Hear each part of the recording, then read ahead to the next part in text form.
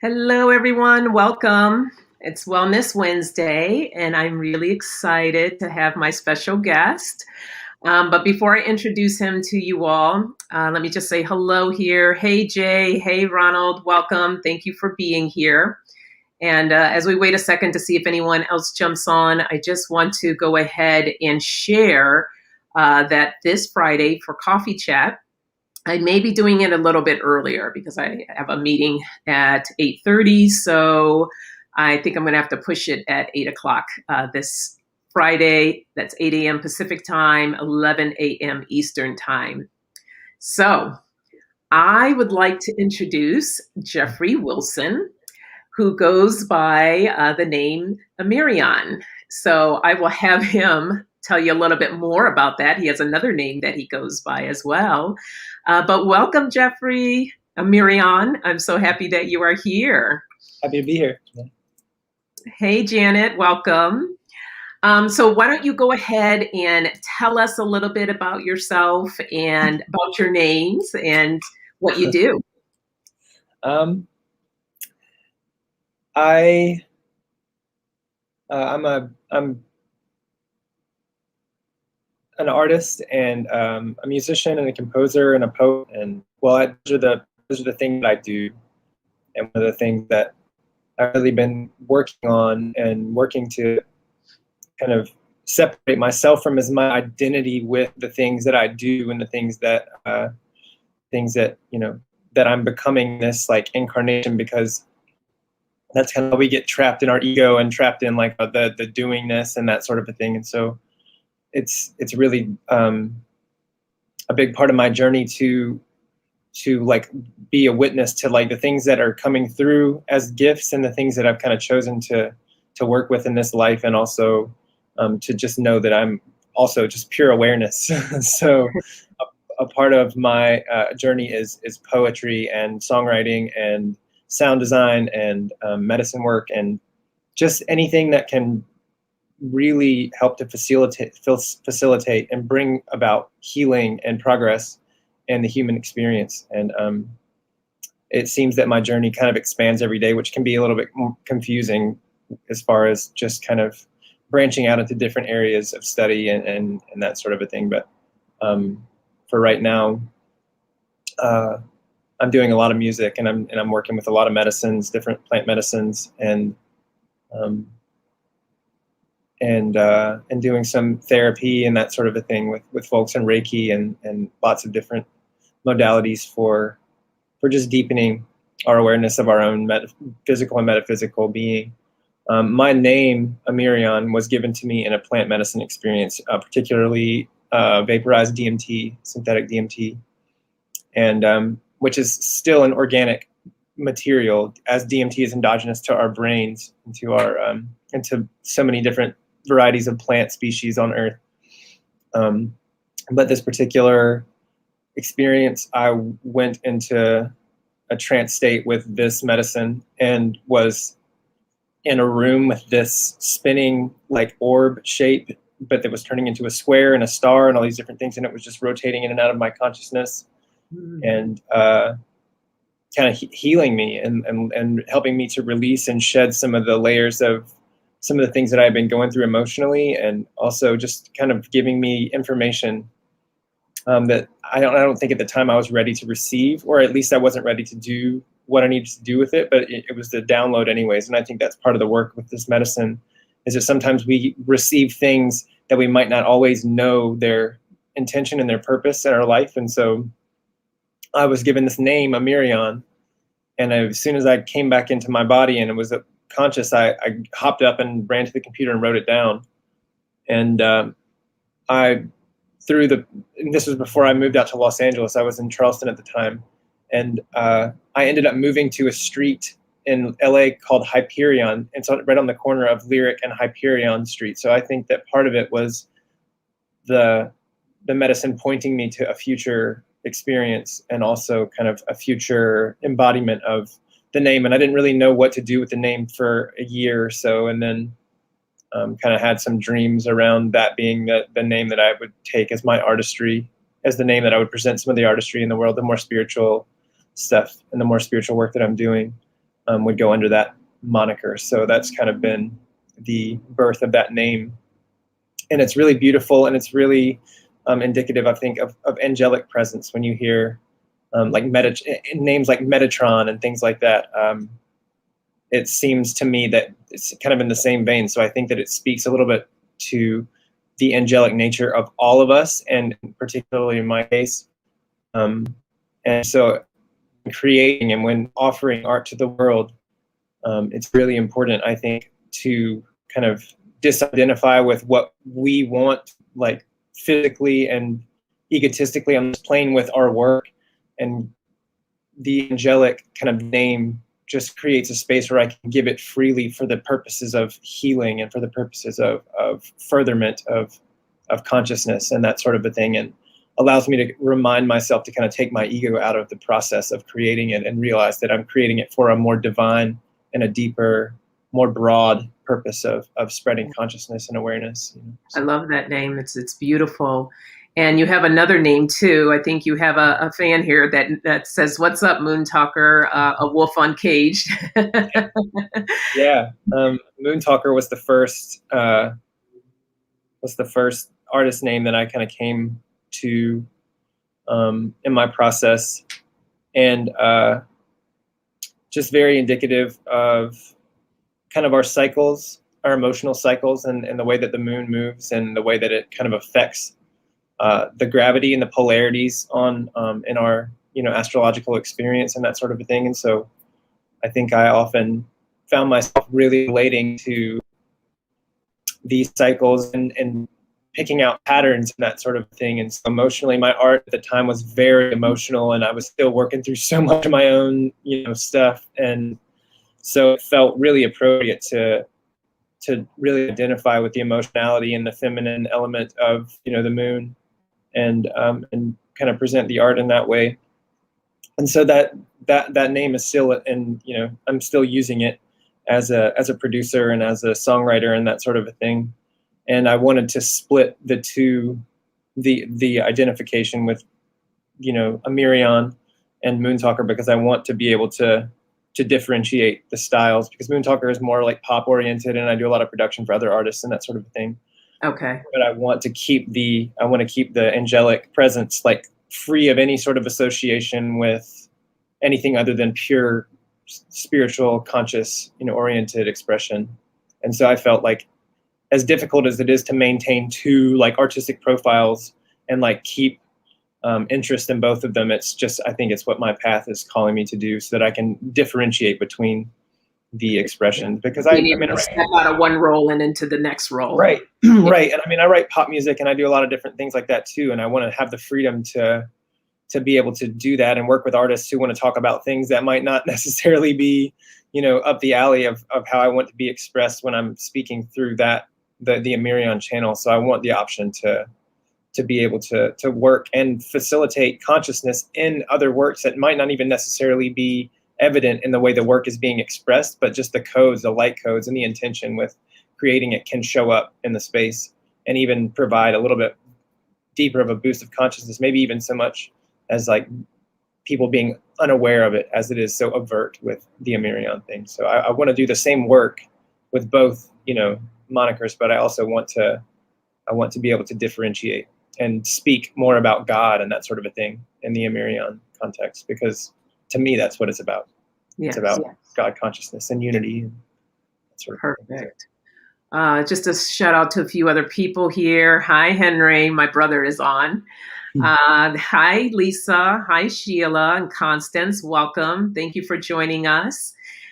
So let me just tell you a little bit. Jeffrey and I met first at a family constellation workshop. And if you're not familiar with family constellation work, and Jeffrey, feel free to jump in here if I'm missing out something. It's really extraordinary work of where you identify an area as a field. And as the person enters the field, which is facilitated, it allows you to work on whatever needs to work on. And it's really interesting to see, like, you can pick out different people to be players, and it's like automatically they'll receive this download. Until you see it and experience it, it's really difficult to kind of explain a little bit, but it's it's phenomenal. It's really phenomenal work. But this is where we first met each other. And we've also sat in and done some ceremonies together as well, some ayahuasca ceremonies.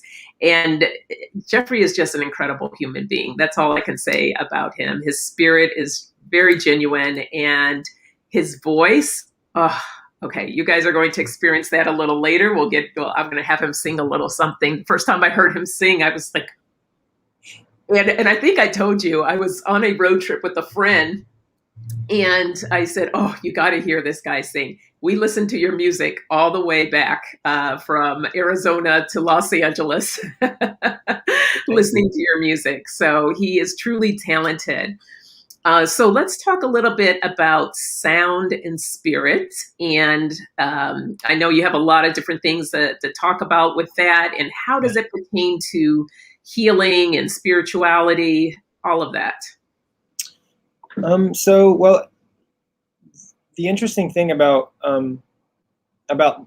just my concepts that are relatively new, in the sense that I've gotten some downloads from some experiences with kind of what my path was offering, because I have been creating music for a while, and I studied music in school and that sort of a thing, and it really moves me when I hear something that resonates, a song or a chord progression or a lyric or whatever it is that really moves me somewhere deep within my experience that I can't really pinpoint, but it kind of takes over my body. And so I've always had that experience.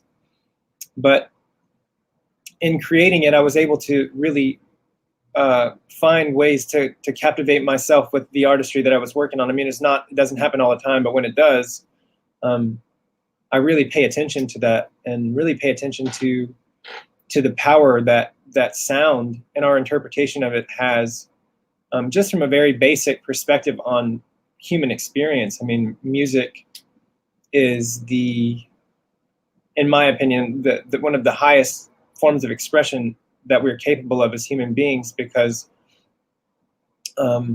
even if you don't have the sense perception to perceive it, per se, like if you're deaf, you can still feel the vibrations of music within your physical being. You can still feel it in your body, and you can't really turn it away. It's with sight, with sense, with touch, with smell, with all these different things. You can shut that sense perception off, and thus, stop the download from coming to you from that stimulus. But with music, with sound, it's a physical thing. It vibrates the space that you're in. And everything that we operate with on Earth is vibration. Everything that we feel, see, experience is a form of vibration. And when people talk about, are you high vibration or are you whatever, it's literally talking about your oscillation rate of your consciousness, and very low density vibration is associated with the lower chakras, and the higher frequency love-oriented vibrations are associated with our upper chakras, throat, third eye, and crown. So I just started really thinking a lot about just sound, and I had an experience with an incredible channel who's here in LA. His name is Atassier, and he works with a set of angels called the Angels of Time and Space. And there's a lot of people that say they channel things and they do all these different works, but this man is incredible, and it's literally he removes himself, and these beings come and speak through him. And they told me in the last session that I had with him that I had been working in Atlantis, and that I had been doing revolutionary sound work, and that I had some disciples, some people that wanted to follow my work, in that time and place, and said that they would, find me whenever it was time for me to do the work again. So that whole thing, you can take it many ways, but it really inspired me to start thinking differently about, well, maybe it's bigger than music. Maybe it's bigger than me just writing a song, or me singing, or me producing a beat, or whatever it is. And however impactful emotionally that can be, I think I started to realize I needed to look outside of that realm of expression with sound. And so I had a really powerful experience with 5-MeO-DMT, which is Bufo, which is the toad medicine that's vaporized. And it is what they call the God molecule, and it puts you way out beyond any sort of perception of self or subject object. It puts you in a space called, as I've understood it through studying Hinduism, Brahman, which is the ultimate reality, or non-dual unity consciousness, where everything is one organism. Mm-hmm. And it's the most beautiful, blissful experience that I've had among all of them, as all of the medicine experiences are different, but this was what I had interpreted in so many different esoteric readings and in so many different things that were talking about enlightenment and about what Christ experienced and what Buddha experienced and what all these different beings who became enlightened and led the world through all of the identification with separateness and with, because we have to deal with that because we're in, these bodies and they're different from each other and they're different forms of universal expression, but the truth in my experience that we are all animated by the same energy, by the same source consciousness, the same unity consciousness. And so through that experience, it really kind of woke me up to the idea that we're not really expressing so much individually as we are expressing our divinity through our individuation, and that we all have different things to walk through, different lessons to learn, and also different things to heal from. And so I started thinking about, as I came back into my body, I was given this download that it was about vibration, and it was about our internal vibration and our ability to heal ourselves. And it's not, you have a lot of people who say they're healers or they do all these different things. But what a healer does is a healer unlocks the codes within our own self to allow us to heal ourselves and to bring our consciousness, the healing unity source consciousness that's already awakened within us, to the forefront, and then let it transform, it miraculously, magically transform our physical body and our emotional body. And so I started thinking about when we were children, you first, as a child, you come into your body, your spirit comes into your body, and all children ever do is just, they vibrate all the time. And what they're doing is they're healing themselves. They're regulating their biological, spiritual, emotional, metaphysical processes by literally expressing through vibration everything that they're feeling all the time. And so they are just constantly regulating and fine-tuning, and they have such a wide range dynamically of expression through these different ways of speaking. And as they age, our parents and our culture comes into the space and is like, hey, well, if you're not talking in a language that people understand, then quiet down, or whatever. You get into grade school, you get into kindergarten, and you start vibrating these things, and you're told to stop, you're told to shut up, you're told to whatever. And as you become more conscious of what's right and wrong, which is outside of the concept of source unity consciousness, because there is no duality out there, there is no right and wrong, there's only just action and expression and consequence of those expressions. So with our culture indoctrinating us to not only stop vibrating, but to vibrate in a way that the culture sees fit. And that's the only way that the culture wants us to express, is if you're not speaking in a language that can be understood and interpreted so that people can know what you're saying, and they can kind of find out where you're saying, what you're saying and why you're saying it, or you're not singing in a really beautiful way that people want to hear, then you're told to stop. And if you don't stop, then you're reprimanded, you're disciplined. Right. So it would be wonderful. We could all just go back to that child state of before our lights got dimmed, right. and step Absolutely. into that and embrace that. That would be a beautiful thing, because you're right. We were talking about that before we started the live, of how when you're a child, everybody's open. Everyone's, there's have abilities that haven't been stifled, and so you're just open. That's a beautiful thing. Yes. I And remember there's also times my parents would say to me, "Kids are heard, or not. What is it? You're what is that saying? That kids should be seen. Kids should be seen and not heard." So a lot of times we just had to zip it.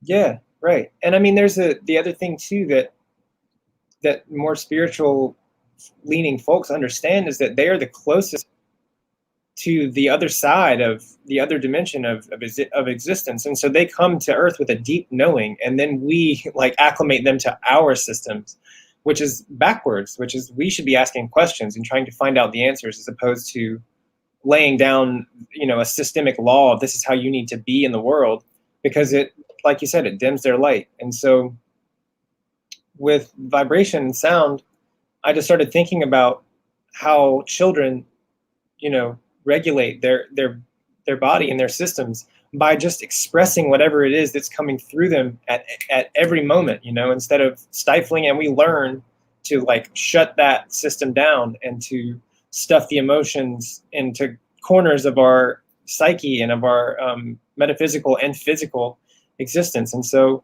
I want to start by bringing small groups of people into a space and getting everyone to start working on vibrating again, just sitting in a circle and just going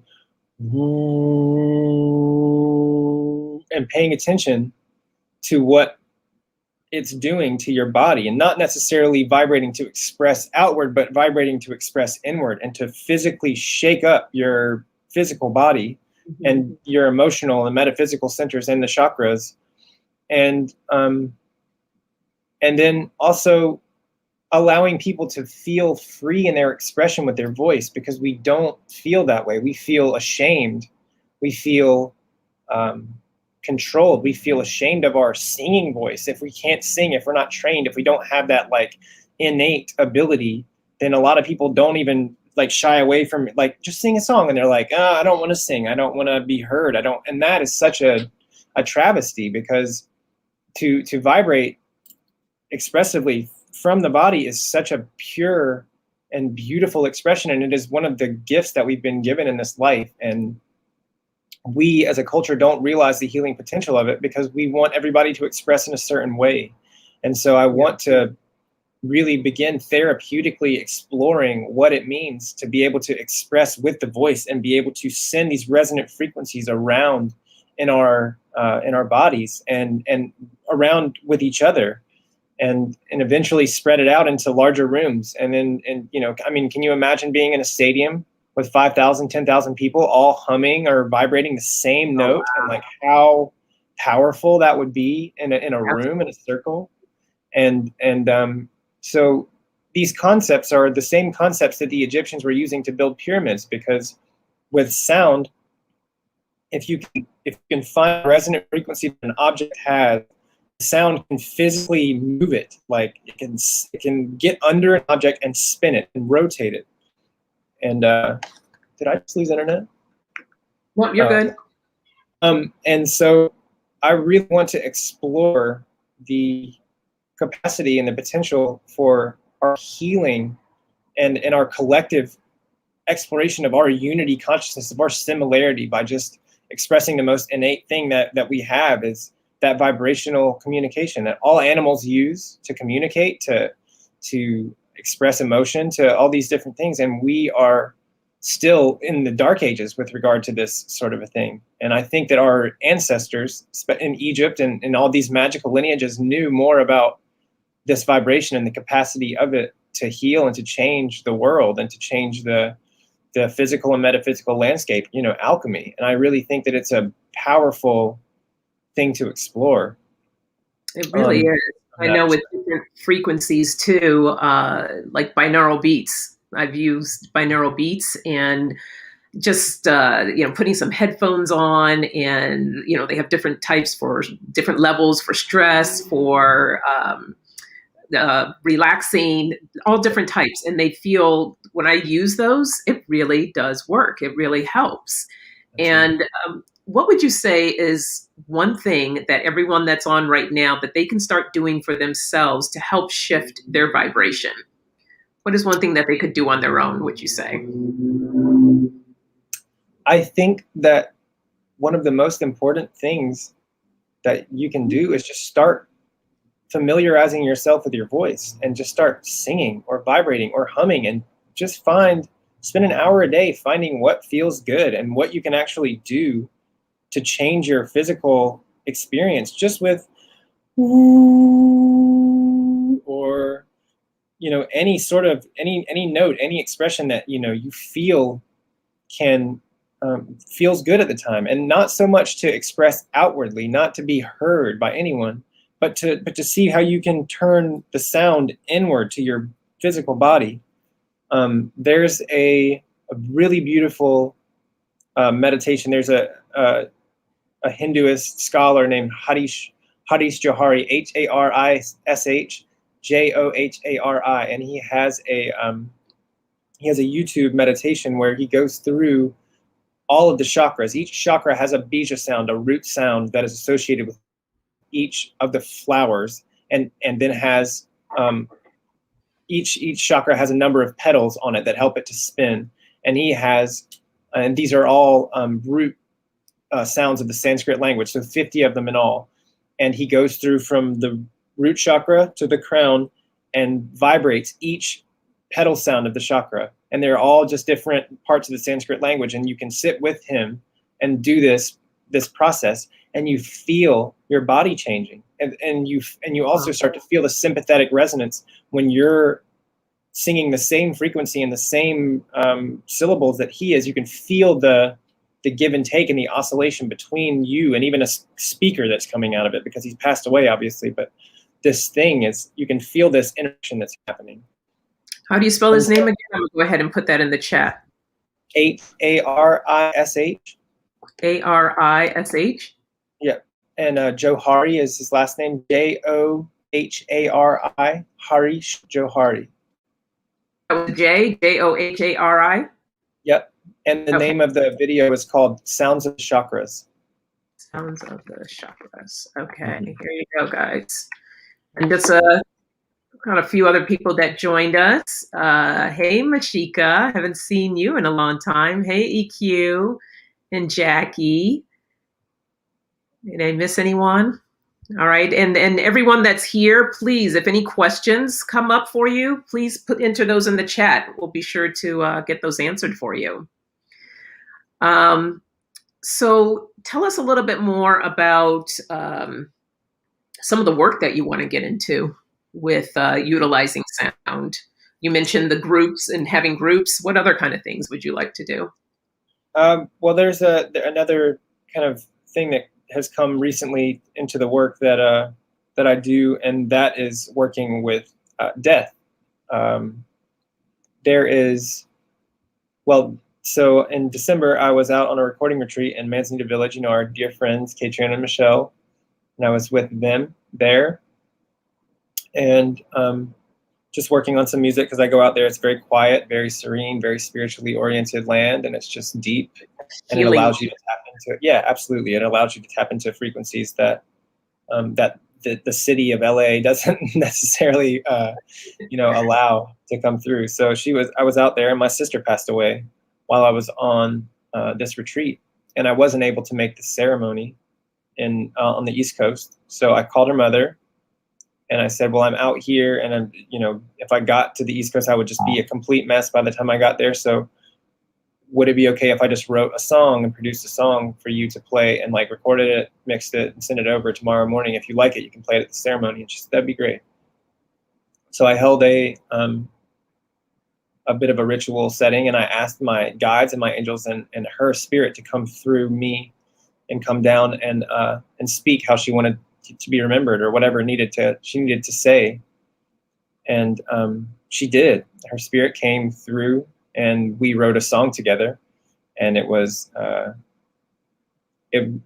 pointed to our father. She's my half sister, and she's my father's daughter, and it pointed to the trauma that he's caused in our lives, and for him to take a deep look at it. And the lyrics are so clever and so beautiful, and it just felt like I was being led through this process, and it was one of the most beautiful experiences, and one of the most meaningful that I've had yet in my life. And the next day, Michelle, my teacher, mentor, her father passed away the next morning, and so the same process, wanted to create a piece of healing for her and her experience, and kind of she and I had stayed up all night talking about her father, and just kind of what he meant and their experiences and that sort of a thing. And with that information, I was able to kind of generate a piece with, the spiritual help of the land and his spirit and Michelle's spirit, and presented this piece to them the next day. And I think Michelle was really moved by it, and I think it really allowed her to help her process. And so a couple of months down the road, I opened, a space in my room, and I was about to go to bed, and I was informed that I needed to write something, that I needed to channel some music and a piece. And it ended up being this really deep, cryptic kind of death meditation, and that it has a quote from Alan Watts about birth and death, and about just the idea of waking up and having never gone to sleep, or going to sleep and never waking up again, which is kind of essentially what death is. So there's the paradox, and then which dissolves into nothing again. And so I worked on this piece, and it's very, very, very, very like psychedelic and very ancient sounding. And I sent it to Katrina and Michelle that night, and just wrote death practice and put the link underneath it. And the next morning, I had in the dream space, I interacted with my dead grandmother for the first time since she had passed away, and it had been like 13 or 15 years. And we were just in the middle of a street having a conversation. And then I woke up, and my mom had texted me saying Katrina's mother passed away this morning. Mm-hmm. And so the piece that I channeled was channeled for that process. And I sent the text with the link, and it never made it to Katrina or Michelle that day. Somehow, never had anything not deliver. And a lot of people that I've talked to say, well, yeah, the transmission was intercepted. Katrina's mom was 97. She had dementia, and she was like clinging to her body and very scared. And so the concept is that the piece, the frequency, the transmission of that song may have allowed her to let go of her body in a peaceful way. So she was able to ride out. And I went to see Michelle and Katrina at their exhibit the next day, and they were like, yeah, we didn't get the piece. We don't know what you're talking about. And I showed the text that I'd sent. And so that experience brought up this concept that, especially now in our culture, people are dying in, utter terror because of the virus, because of separation from their family, because of dying without closure, without, getting to a place where they feel that they've completed this round of their journey. And just like you were saying about the woman who may be, inhabiting your space, that there is this metaphysical distortion happening, ghosts being created, like lost souls.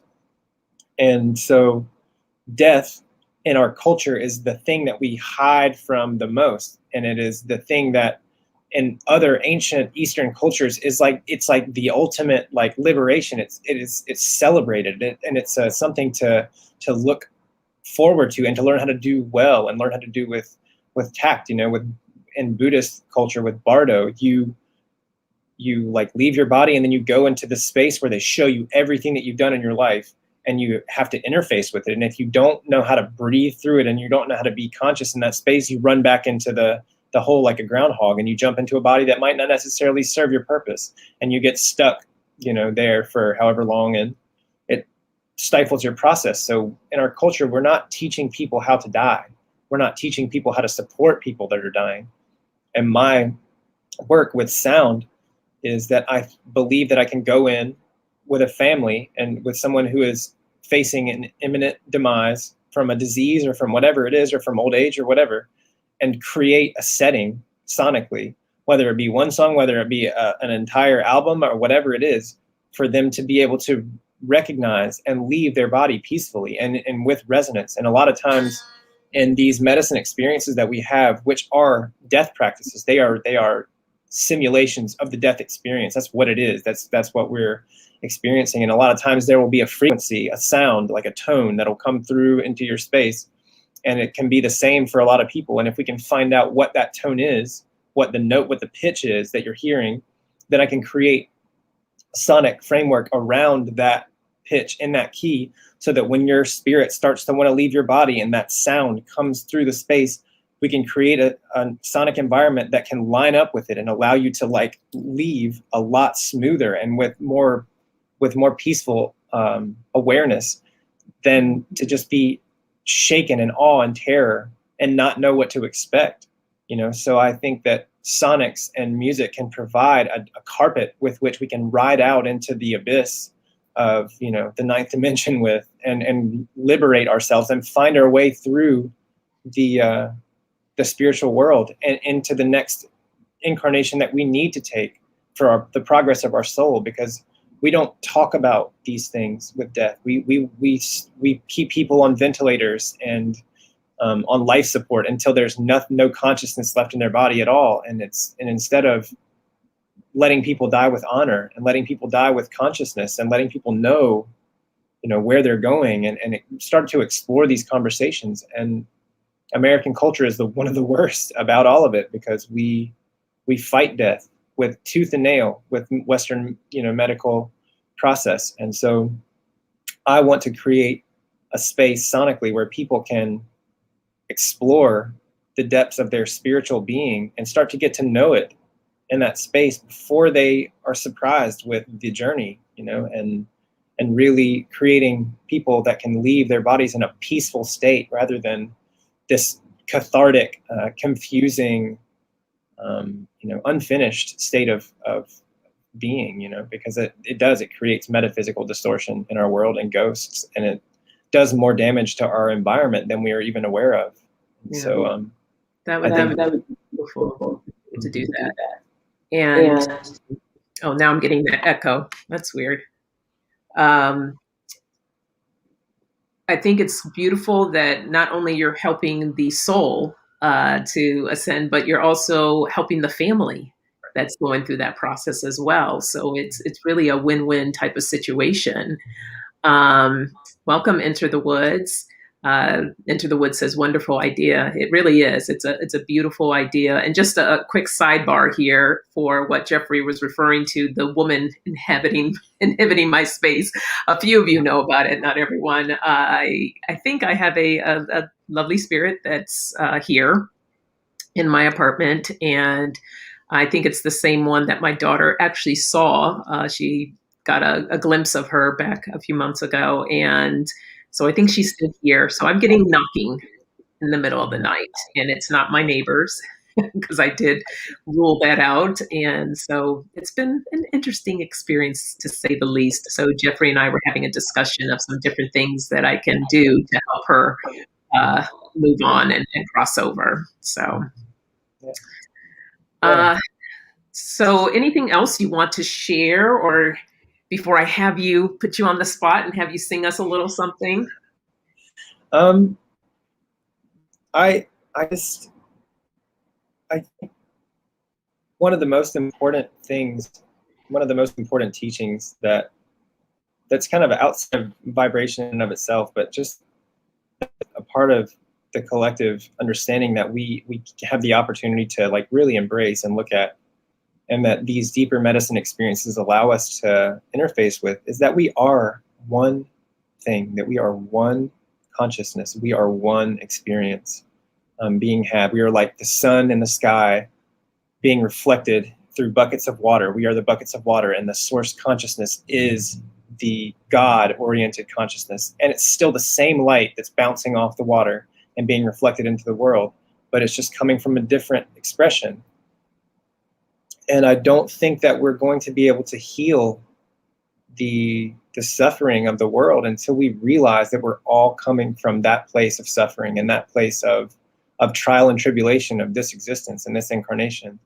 And the message that I want to spread into the world is that we are unified, even if we don't feel that way, even if we don't see it, even if we see the people that are perpetrating violence on others and that sort of a thing, that we have to have compassion for those people too, because they are coming from suffering, they're coming from trauma, they're coming from abuse, they're coming from confusion. They may have died in the way that we were talking about. They may have left their bodies and gone into this existence that they're not even aware of how to operate it. So they do so much damage in the world. And until we can really learn to forgive and have compassion for everyone's experience, not just the ones that we identify with, and especially the ones that we don't identify with, then all these cycles that we're trying to end with with progressive culture are going to continue to perpetuate, over and over and over and over and over again.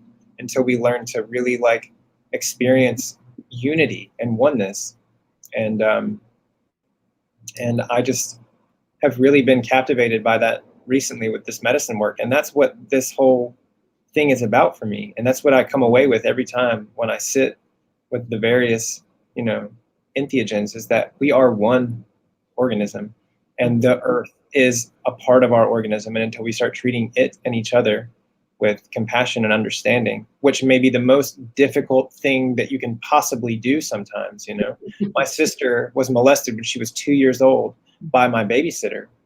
And some of the deepest work that I ever had to do was to forgive that man, because I don't know what it would be like to come onto earth and be attracted to children, and to have the most primal biological force within my being, like, be a taboo and be something that created pain in the world. I can't even possibly fathom what that experience is like. And so through forgiving him and forgiving the process that he went through to learn, I was able to like really take a look at, well, if I can do that, then I can learn to forgive anyone for anything. And forgiveness is what Christ was teaching, is what Buddha was teaching, it's what these masters, these ascended masters, were trying to explain to the world. Not worship me or worship anyone, but like worship each other and experience the oneness, the God within everyone. It's God, like as Ram Dass said, it's God in drag. It's just a strange expression of the one thing. And so I think through sound, music, vibration, death education, death compassion, that we can learn and get closer to that energy and that experience, and we can start to really help the world heal and work in conjunction with the earth to heal each other and our experiences. And so I just want to relay that, because I think that's the most important thing that we can understand right now, is that we need each other, and we need each other at the deepest level, and we need to give everything that we have to the progress of our species. And otherwise, we leave it in the hands of people that want to hurt, that want to terrorize, that want to control, and want to stifle our expression. And we have the power to change everything.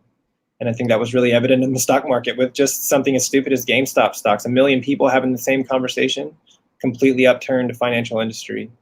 And, even if it was just for a brief second, but that just shows the power that we're capable of with communication today. And I think that we can all like join hands and change the world, and present the holy light that we all have radiating within us. So. You just triggered something on forgiveness. I talk about forgiveness often in either my coffee chat, and I brought it up on a Wellness Wednesday. And I came across, and I want to find it quickly and share it with everyone, because it's truly powerful, about forgiving others. And it's like these different steps. Let me see if I should have it right here. I learned this in my crystal work that I was doing. Here it is. So this is a forgiveness exercise. First, you visualize the person and repeat to yourself, this is someone who was once a child. This is someone who once was joyful, innocent, and free. This is someone who was forced to grow up. This is someone who has given up on dreams. This is someone who has acted out of fear. This is someone who has known sadness, suffering, and defeat. This is someone who tries not to show pain. This is someone I can forgive. And when I read that, it was just immediately, you can just feel the frequency of just those words alone, and how that shifts, and how you can start looking at people in a different light. And as I always say, you never forget what has been done to you, because I also have dealt with trauma in my life of being molested. So you never forget, but I have forgiven that person. So when you allow yourself to forgive, ultimately, that's one of the best gifts you can do for yourself. And first, to get there, because I know it's really difficult, you're like, well, how the heck can I, you don't know what this person did to me, you don't know what this person said to me. But if you, using those different steps, start looking at that person in a different light, it will create a shift within you.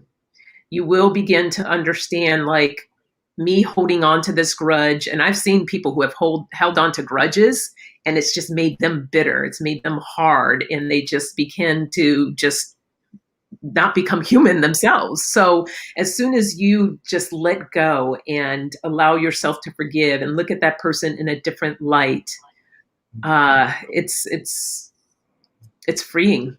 Yeah. It's truly freeing. There's another a Zen saying that I kind of came into today, and I think you can take it literally, or you can like listen to the message that's deep within. But it says, "The great way is not difficult for those who have no preferences. When love and hate are absent, all becomes clear and undisguised." So it speaks to, just in my mind, it just speaks to seeing everything as one and not attaching yourself to this or that, but allowing the understanding that everything is perfect and everything is happening as it will and as it can, and that it's our choice to change it if that's what we feel like we need to do. And we have that power, and I want to awaken that power within us through the healing transmissions of vibration and sound and music and frequency. And I think that we all have the ability to heal with our voice, every one of us. And it might take a little bit more shaken up and work for some than others because of past lives or because of whatever it is. But we all have the power to heal, not only each other, but ourselves, through the power of our expression and our voice and the cavern, the vibrational like cave that we have available to just tone and just and just experiment on what can really happen, what kind of magic can be stirred up through vibration. So, yeah. Well, I have to say, your voice is healing. And just to share with you all, I used to sing when I was younger. I was in choir, I did musical theater and all these different things. And then, I grew up and I just stopped singing. So I never really sang anymore. And my brother actually shared with me, and I don't know if I told you this, but my brother shared with me that he, in his ayahuasca experience, received a message that said that I needed to start singing again. And so in ceremony, we sing all different types of songs, and I never participated. I just enjoy the music. And during one session, I was actually sitting next to Jeffrey and just listening to him sing. I was just like just something overcame, and I just started singing, and it was and so we just sang all night long, and it was so incredible, and it felt so good. And I think that's the thing. It feels good. Your body feels good. It is healing. It's healing to everybody else around you, and I was really grateful for that experience and that evening. Me too. It was wonderful. Yes. So, all right. I'm sure we have people on pins and needles here to share a little something with us. I'm gonna tune her up really quick. I guess I'll play the song that I wrote, my sister and I. Oh, that would be lovely. Thank you.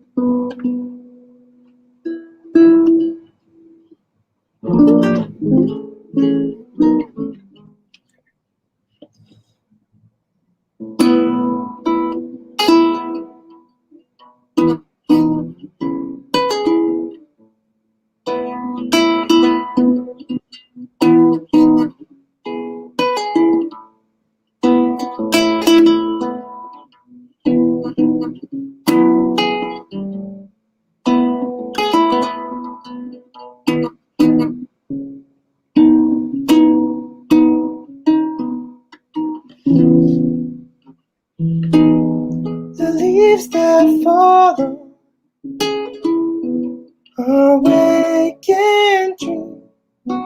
Go with me. Belief is your awake and see. Come home to me. Love can do your own. It's me from the light of the dawn. I want you to see yourself in a picture of me. Picture of me. Picture of me.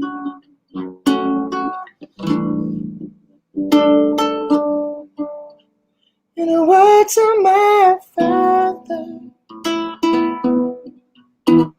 can't let you hold on to memories that all that you could offer is living in your home. The remedies there, the seas that roll on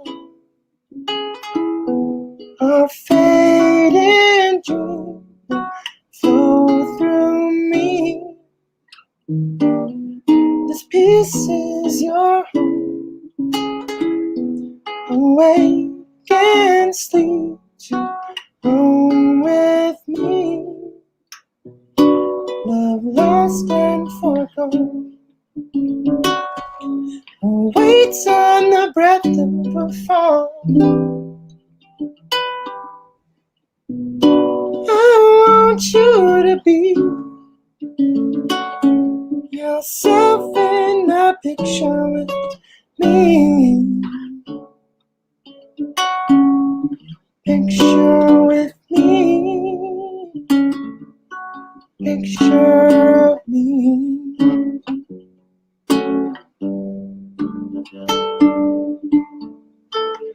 In the words of my father, can't let you hold on to memories that all that you will offer.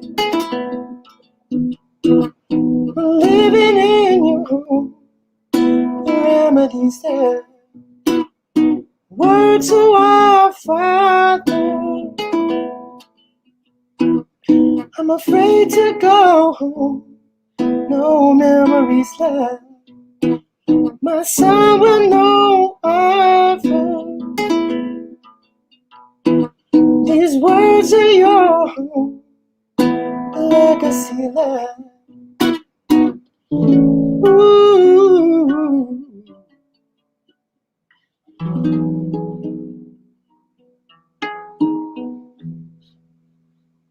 Oh, thank you. You're welcome. Beautiful. So yeah, it's a nice one. Love I'm that. really grateful for that song. What do you have time for? Like one or two more or something like that? All right, go for it.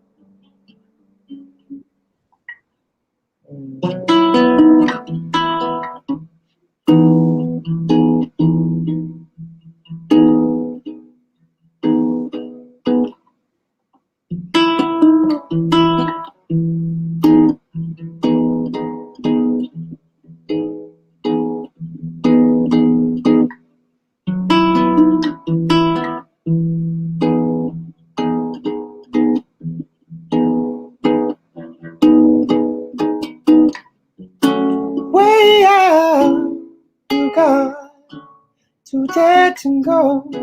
You're not too bad to know. Word is a soul. Fade out if you got friend or foe unto us. Sentinel, weapon of form. And no one holds me like the way you do.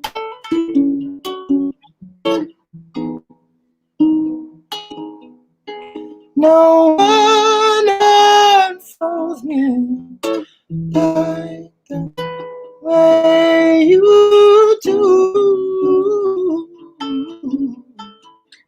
Yeah. Show me to the shore.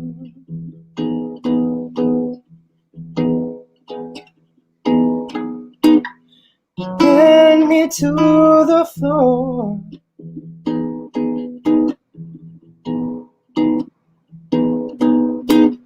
On top of far from broken.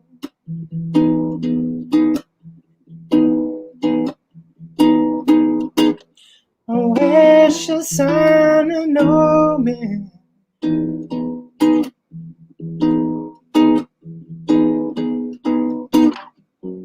Stay out, you got too big to grow. Unseen eyes, a hidden door, an element stone. Stay out, for God, they yet to know. Come through us, unfit to grow. Roses are thorn, but no one knows me like the way you do.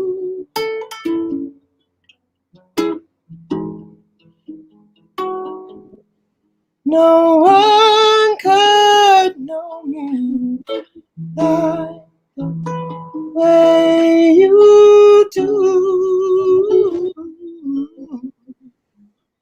Yeah. Show me to the shore.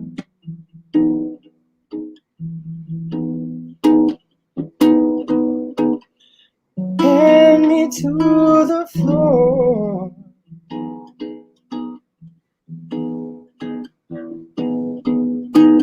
On top of far from broken.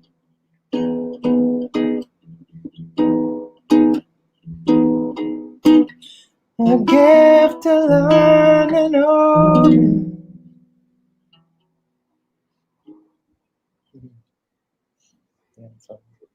Beautiful. Wow. Thank you. I got to read some of these comments.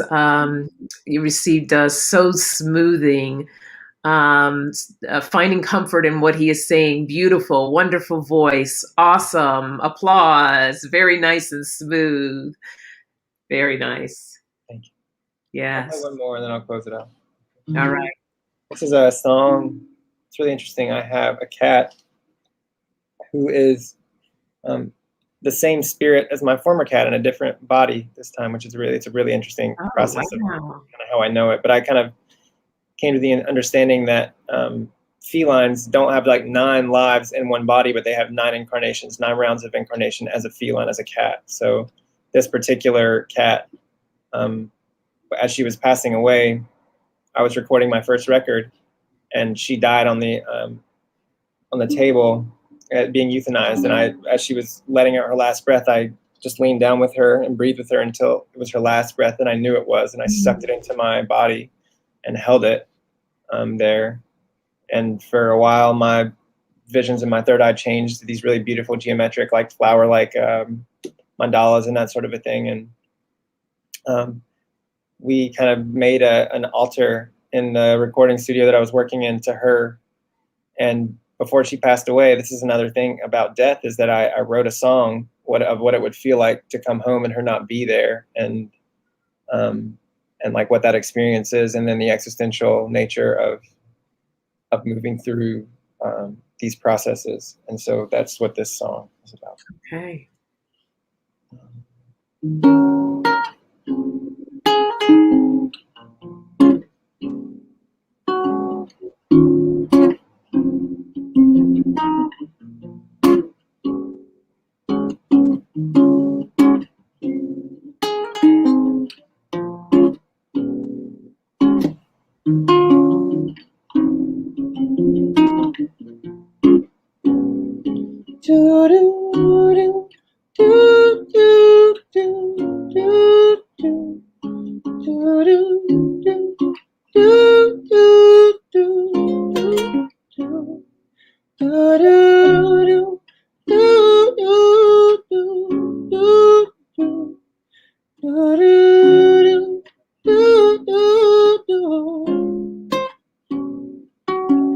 A song, a melody slipped away.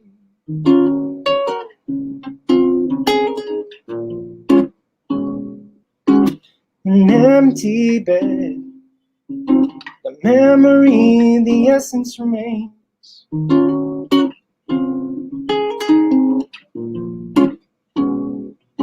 In a silent home, conversation with nowhere to begin.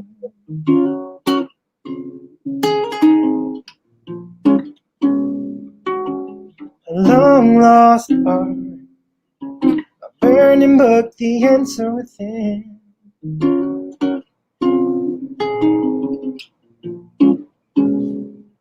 But is that what you came in for? Is that why you've been fading? Is that where you became in for? To wither while I'm waiting. Is that what you came in for? Is that why you've been fading? That where you became in for? To wither while I'm waiting.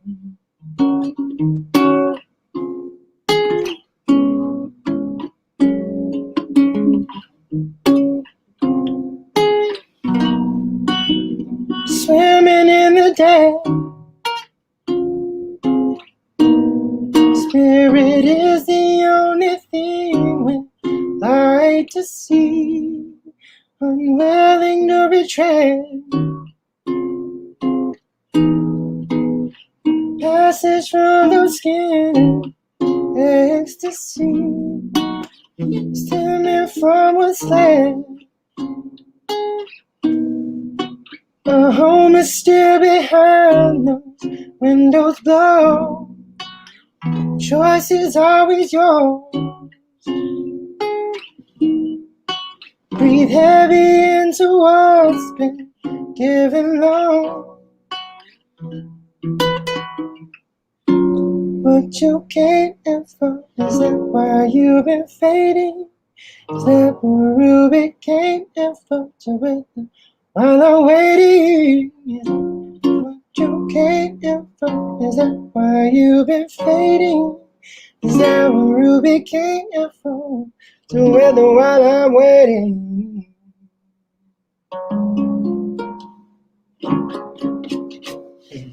All right.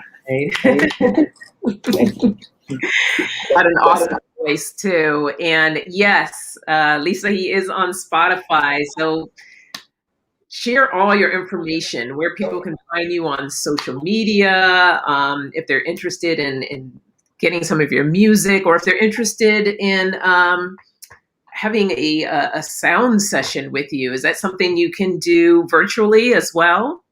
Also, yeah, definitely. I do some sound work, and I also do some work with psilocybin mushrooms and ceremony and sound and that sort of thing. So I'm available for that work, and also remote sessions. I do some voice lesson stuff too, and some guitar lessons, and also I'm doing a lot of work with just teaching people to kind of own their voice and to explore and to find how they can make themselves feel better just by turning to that which is already within us, which is our voice, our expression, our vibration, our authenticity. Our individuated consciousness expression. So I'm available for that. I will put. I guess I can put the information in the YouTube channel Yeah, if you below. want to send it over to me, I will post it up, but I can type it in here right now quickly. Um, my email is moontalkr at gmail.com, Moontalkr at gmail.com. And you can find me on Spotify as Moontalkr, Moontalkr, and that's the more the pop stuff. And then I just started releasing music under this Amyrion name. So there, I have 2 profiles on Spotify.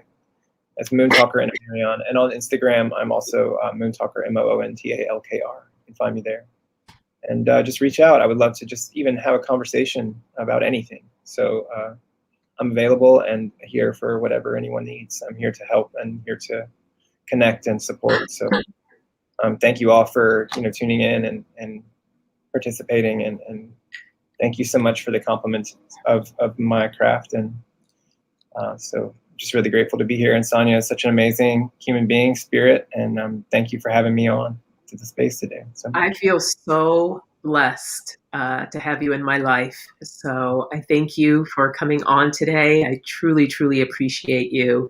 And thank you for everyone tuning in today. And yes, be sure to look him up. And I put all the information there. I'll put it on the channel description as well. I'll list all your information there of where you can find him. And so blessings to you all. Thank you. Oh, my brother's, I knew he was going to say that. My brother says, "Oh, we are going to jam. I will hit you up through Sonia." Amazing. All right. Okay. Take care, everyone. Bye bye.